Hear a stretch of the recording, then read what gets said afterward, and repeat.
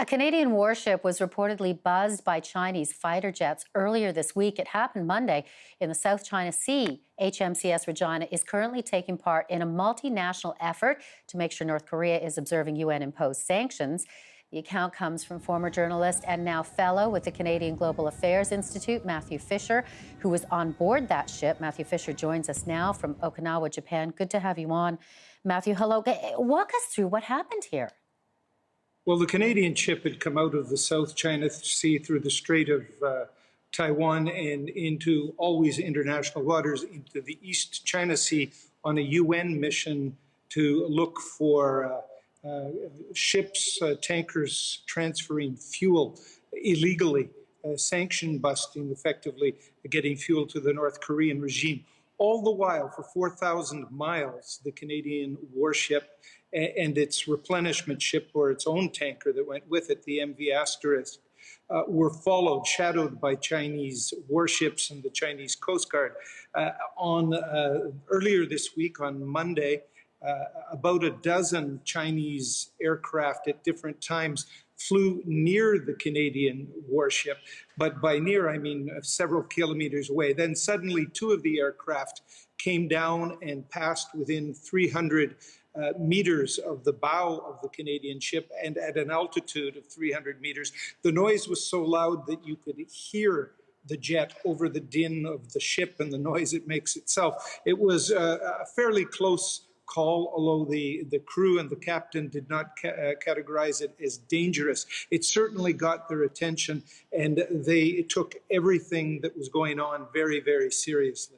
Maybe not classifying it as dangerous, but certainly, Matthew, concerning. What went through your mind at that time? Well, that China is slowly ratcheting up the power. I don't necessarily connect this with Canada's problems with China over this extradition process and now the other repercussions with pork and with canola and the arrest of Canadians. It is more that Western warships are much more operating in waters that China claims as its own, but every other country in the world regards as international. Canada is part of that. I was on the HMCS Winnipeg 2 years ago in the East China Sea.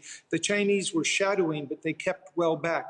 This time, the shadows were much more persistent and much closer when I was on HMCS Regina. And China clearly is not liking that the rest of the world is saying that all these waters belong to China.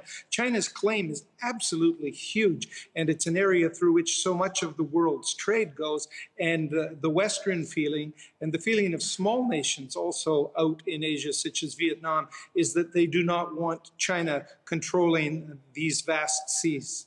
Wow, what a voyage you had. Tell me about seeing an attack submarine in your travels. Well, that is something I didn't expect of the Canadians, but a Canadian helicopter, found a Chinese submarine half submerged on the surface with its antenna array out. And that was some distance from HMCS Regina. But a few hours later, the Canadian ship cruised right by within about a mile of the Chinese submarine, which was still on the surface and visible to the naked eye.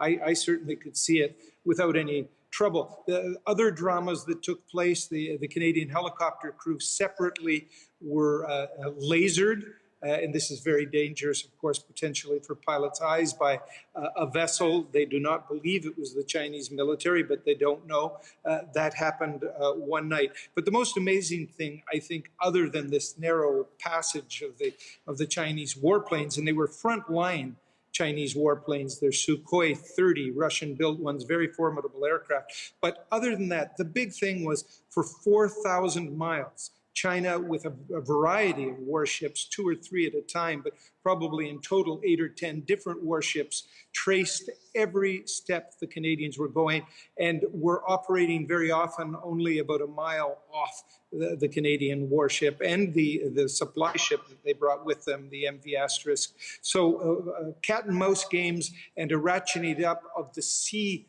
tensions. So not all the tensions are in those rooms right now in Osaka where the G20 is meeting.